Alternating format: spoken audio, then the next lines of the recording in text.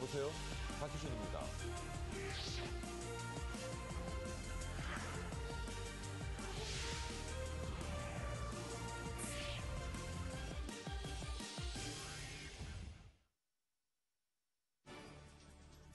머니24 헤드라인입니다.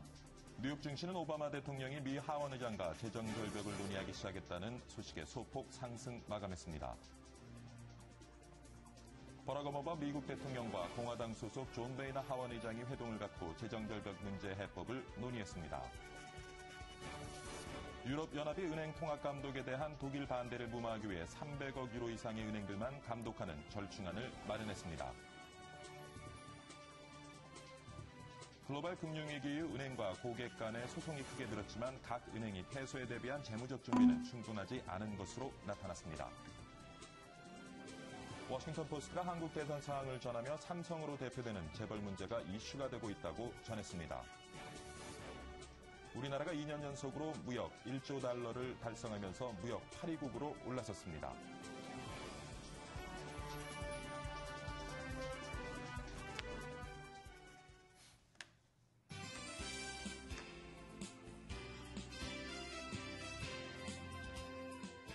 네, 시청자 여러분 안녕하십니까. 연일 강추위가 계속되고 있습니다.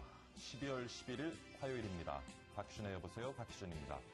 어제 저녁 대선 후보들의 TV 토론회 보신 분들 많으시죠? 첫 번째 토론보다는 많이 업그레이드된 모습이었던 것 같습니다. 경제 정책과 관련된 공약을 설명하면서 날선 공방이 있었고요. 그동안 각 후보의 공약, 알려진 내용이긴 하지만 이제 선거를 채 열흘도 남겨두고 있지 않은 이 시점에서 다시 한번 짚어보도록 하겠습니다. 잠시 후에 세계경영연구원 홍병각 고문과 함께 진단해봅니다. 내용 들으시면서 궁금한 점, 후보들 경제정책에 관한 의견 있는 분들 전화 주십시오. 027-4974부터 5까지 2대 전화 열어놓겠습니다. 자, 첫 순서죠. 글로벌 마감 시황부터 짚어봅니다. 박지은 외신캐스터가 전해드립니다. 박지은 캐스터. 네, 조금 전에 마감한 뉴욕 증시 마감 상황 확인하고 넘어가겠습니다. 오늘 S&P 500 지수 3대 지수 중에 등락이 가장 심했습니다. 재료들은 두 가지로 볼 수 있습니다. 일단 중국 경제 지표가 호조를 보였다는 점은 뉴욕 증시에 호재로 다가왔습니다. 또 오바마 대통령과 존 베이너 하원 의장의 재정 절벽 비공개 회의도 뉴욕 증시에 힘을 보탠 것으로 보입니다. 두 리더가 백악관에서 재정 절벽에 대해 협상을 가졌다는 소식에 조만간 해결책이 나오지 않겠냐는 기대감이 번졌습니다. 뉴욕 증시 지수 자세하게 보시겠습니다. 네, 모두 강보합권에서 마감을 했는데요. 다우 지수 0.11% 소폭 오르면서 13,169.88 나타냈습니다. 나스닥 0.3% 오르면서 2,986.96 기록했고요. S&P 500 지수도 역시나 빨간불 켜주면서 1,418.5로 장 마쳤습니다. 네, 이번에는 유럽으로 가보시겠습니다. 네, 마리오 몬티 이탈리아 총리가 사퇴를 선언해서 유럽 증시 크게 하락할까 봐 우려가 됐습니다. 하지만 이탈리아 증시가 2%나 빠졌지만 다른 주요국 지수들은 장 마지막에 가서 힘을 내더니 강보합권에서 마감했습니다. 전날에 중국의 경제 지표가 호조를 보인 것이 투자 심리를 자극한 것으로 보입니다. 유럽 증시 마감 상황 자세하게 보시겠습니다. 네, 유럽 증시 역시나 모두 강보합권에서 마감이 됐는데요. 영국 FTSE 지수 0.12% 오르면서 5,921.63 나타냈습니다. 독일 닥스 지수와 프랑스 까크 지수 역시 0.1%대로 소폭 오르면서 각각 7,530.92 그리고 3,612.1로 장 마무리 지었습니다. 네, 아시아 확인하겠습니다. 아시아 주요국 증시들 혼조세로 마감됐습니다. 미국과 중국의 경제 지표들이 호조를 보인 건 아시아 증시에 힘을 줬지만 일본의 수출 경기가 악화된 것으로 나타났습니다. 때문에 일본 니케이 지수는 장 끝에서 약보합권에 있다가 간신히 빨간불 켠 채 마감됐습니다. 중국은 산업 생산이 증가한 것으로 나타나면서 강세 보였습니다. 아시아 증시 자세한 지수 확인하겠습니다. 일본 니케이 지수 9,533.75로 장 마쳤고요. 홍콩 항생지수 0.39% 소폭 오르면서 22,276.7이 기록했습니다. 중국 상해종합지수는 굉장히 큰 폭으로 올랐습니다. 1.07% 급등하면서 2,083선에서 마무리 지은 모습입니다.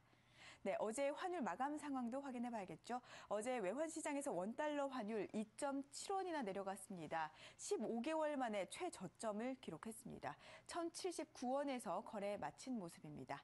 네, 지금까지 시황센터에서 전해드렸습니다.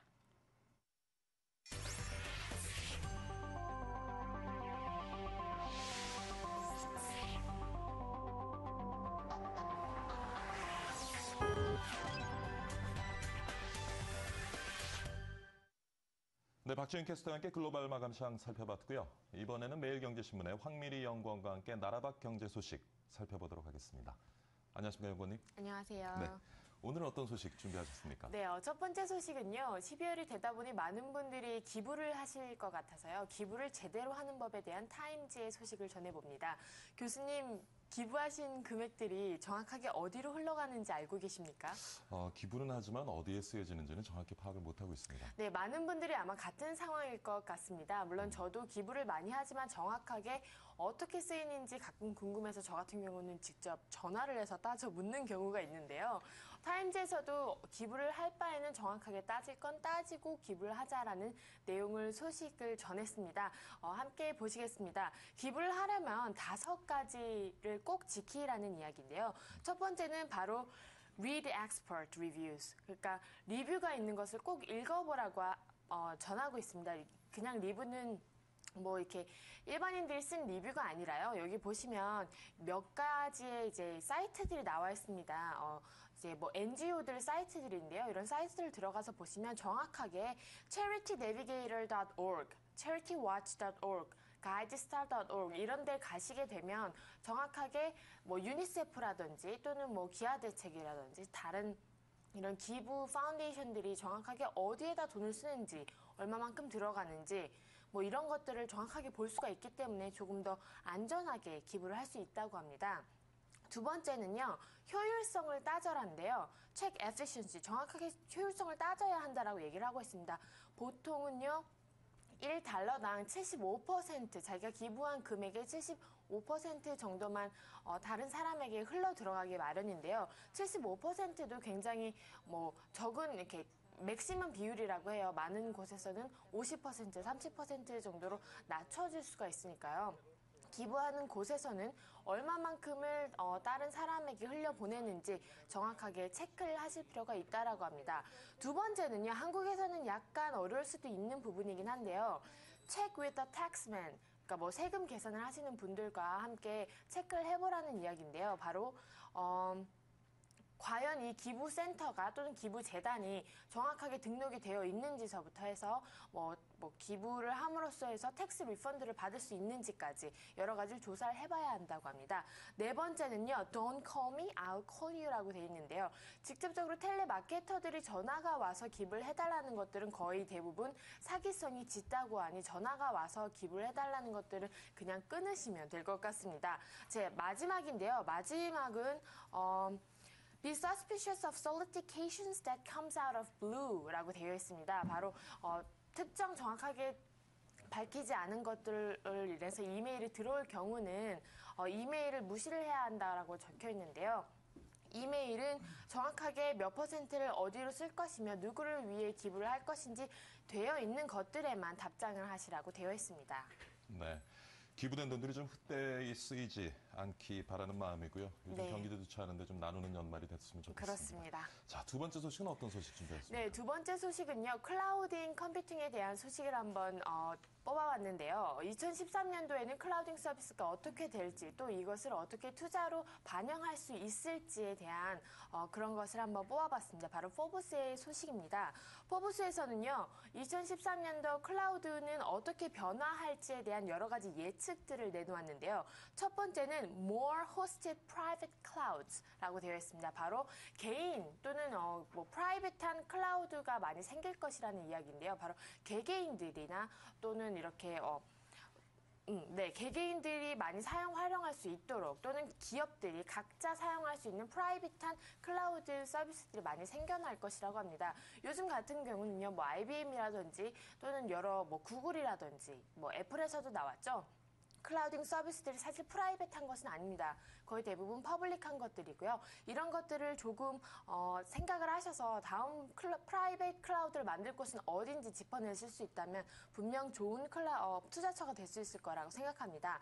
그 다음은요. 클라우드 앤 모바일 비커밍 원. 클라우드와 모바일 서비스가 함께 합쳐진다는 것인데 물론 지금 애플 같은 경우는 이미 실행을 하고 있는 부분이지만요. 좀 더 확장이 될 예상이고요. 또 어플리케이션 하나하나가 클라우드 서비스를 앞으로 서비스를 활용을 할 것이라고 나와 있습니다. 그 다음은 The New PCs, Personal Clouds라고 되어 있습니다. 바로 개개인, 정말 PC가 이제 더 이상 없어지고요. 모든 사람들이 자신의 저장소로 클라우드 서비스를 이용할 것이라는 이야기인데요. 그렇기 때문에 앞으로 더욱더 클라우드 서비스에 관한 종목들은 좀 더 살펴보실 필요가 있을 것 같습니다. 네, 네 번째입니다. 이건 약간 생소할 수 있는데요. 클라우드 브로케이지, 즉 클라우드 서비스에 대한 중개업들이 확장될 것이라고 합니다. 이거는 투자처보다는 자신의 또 다른 커리어를 쌓기 위해 뭔가를 찾고 계신 분이라면 한번 깊이 찾아보실 필요가 있을 것 같은데요. 네, 그 다음에는 인더스트리 스페시픽, 산업별로 클라우드가 서비스가 진행될 것이라고 합니다. 바로 헬스케어면 헬스케어, 파이낸스면 파이낸스 이렇게 딱 따로따로 되어 있는 클라우드 서비스가 유행을 할 것이라는 이야기인데요. 이렇게 된다면 병원 같은 경우는요, 병원, 약국 이런 것들이 전반적으로 통합된 클라우드에서 서비스가 이루어진다면 한 개인의 정보들이 전부 다 알려져서 아무래도 미스유즈가 되는 것들을 막을 수 있을 것 같습니다. 근데 이뿐만 아니고요. 클라우드에 대한 탤런트가 부족하다라든지 또는 클라우드란 단어 자체가 없어지고요. 또 다른 새로운 이름으로 클라우드가 변화할 것이라는 예측을 하고 있어서 많은 관심을 끌고 있는 이야기입니다. 네, 클라우드 시장의 진화하는 모습을 봤는데 커져가고 있는 클라우드 시장에서 우리 기업들도 좀 새로운 기회를 찾아서 사업 기회를 잘 활용을 했으면 좋겠습니다. 네. 오늘 수고 많으셨습니다. 감사합니다. 네.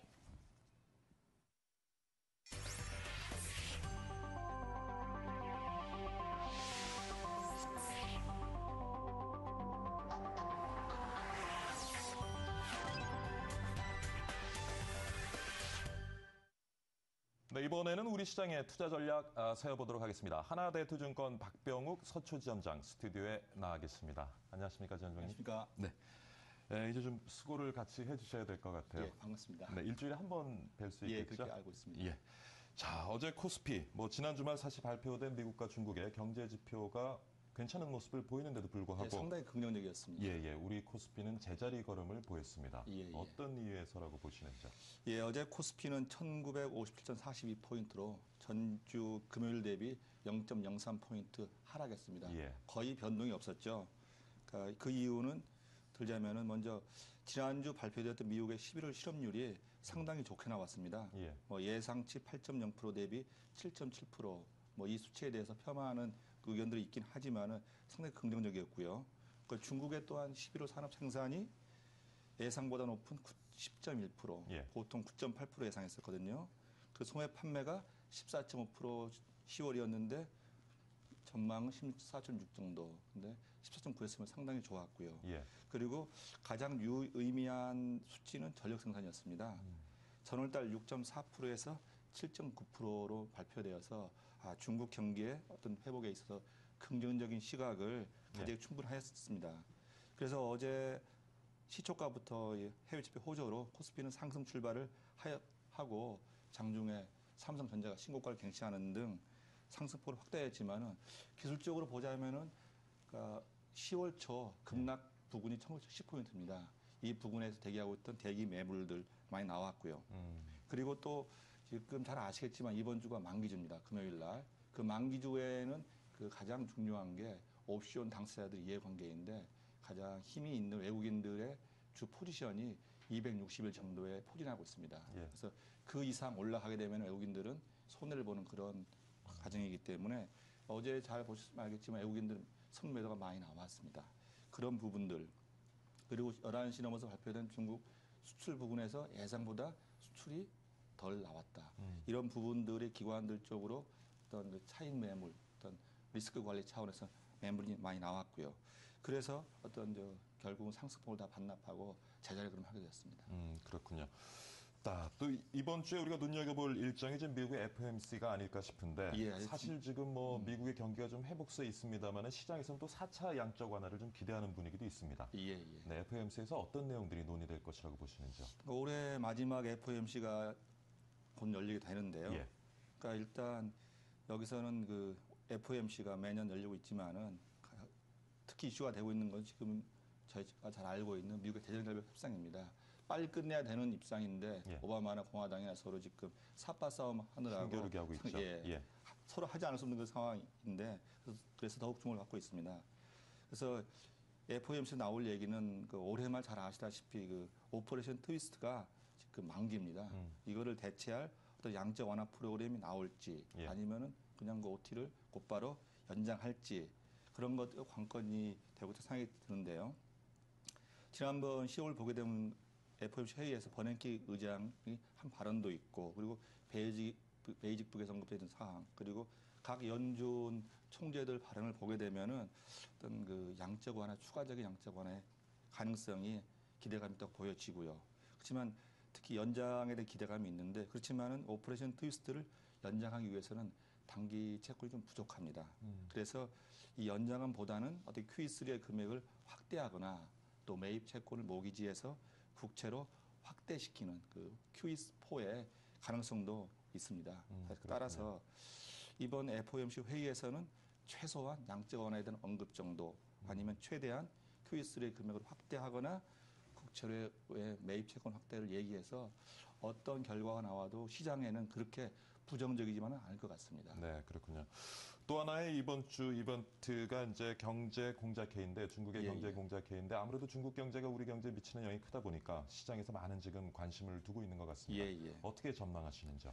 예, 최근 중국 증시는 저희 코스피랑 거꾸로 갔던 부분이 있는데요. 2,000포인트를 하회했다가 그 이후 지속적으로 중국에서 나오는 지표가 호전되고 있고요. 그리고 거기도 지금 시진핑이라는 새로운 정권이 탄생했기 때문에 신정권에 대한 기대감 등으로 다시 2,000포인트를 강하게 돌파하면서 그에 따라서 저희 아마 보시면 알겠지만 중국 관련 소비재들의 반등이 강하게 일어났습니다.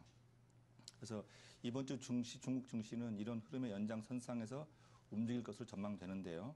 그래서 이런 과정에서 지금 12일부터 중앙경제공작회의가 열립니다. 이 회의에서는 내년에 중국 경제정책의 기조를 결정하기 때문에 중국 증시의 장기적인 모습을 판단할 수 있는 단초가 될 것으로 보이는데요. 큰 흐름은 그러니까 재정정책 중심의 경제 시스템과 안정적인 화폐 정책으로 실질, 균등 실질의 경제 발전, 그리고 수출과 내수의 균등 성장, 산업 구조의 조정과 안정적인 도시화 발전 등, 그러니까 그간의 중국이 해왔던 세계 공장에서 도농 성장과 내수 부양으로 소비 국가로 변화하는 모습의 시초를 보여줄 것으로 판단하고 있습니다. 그렇지만 후유증이 있는 대규모 부양책보다는 내수 부양을 위한 임금 인상을 지속할 것으로 보여지고요. 세제 개편 그 정도로 해서 본격적으로는 시진핑 정권이 안정되는 내년 말 정도에 본격적인 부양책이 나올 수 있는 준비를 하는 과정으로 보여지고요. 그렇군요. 아마 그 중앙정치국회에서 이미 나왔던 경제 부분에 대한 세세한 부분들을 코멘트하는 정도가 아닐까 합니다. 지금 시진핑 정부의 경제 정책 기조가 이제 논의될 것이다라는 말씀을 하셨는데 그렇다면은 이제 경제 공작 회의에서 논의될 내용들이 우리 증시에는 또 어떤 영향을 좀 미칠 수 있겠습니까?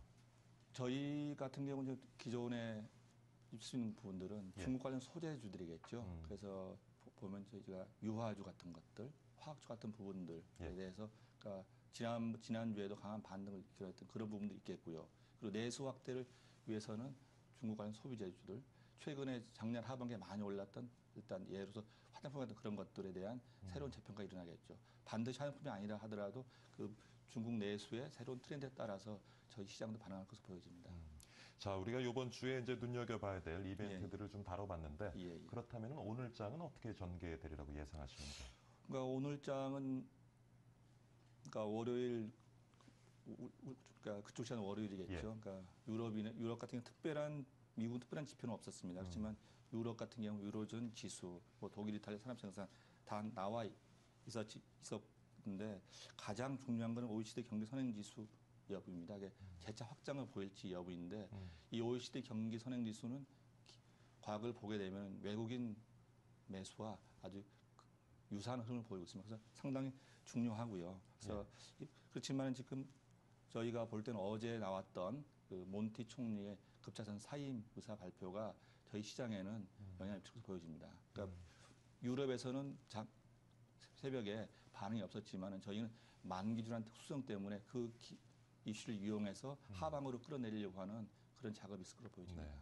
그렇다면 오늘 우리 장에서의 투자 전략은 어떻게 좀 세우는 것이 바람직하겠습니까? 예, 아마 제가 아까 말씀드렸듯이 지수는 그 단기 과매도권에 도달한 삼성전자를 가지고 예. 하방으로 유도하는 과정에서 종목별로 저점 매수가 있다고 하면은 그러니까 조선, 예. 정유, 화학 이런 종목들 저점 매수를 노려보는 것이 좋아 보입니다. 네.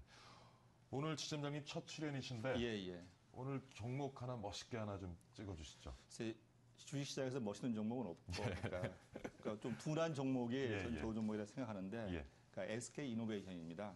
SK 이노베이션이요? 예, 예. 그러니까 최근 정유업계가 상당히 안 좋았는데 네. 이 이유는 그러니까 정제 마진 상당히 안 좋아졌죠. 근데 생산 캐파는 늘어 있는데 수요가 부진했습니다. 예. 하지만 이런 부분들이 최근에 그 아시아나 유럽 업체들의 생산 체질 규모가 상당히 안 좋았기 때문에 과거 저점 수준 정도입니다. 그래서 이제 추가적인 생산 확대 여력이 없는 상황이기 때문에 이런 정제 마진의 회복이 기대되고요. 그리고 예.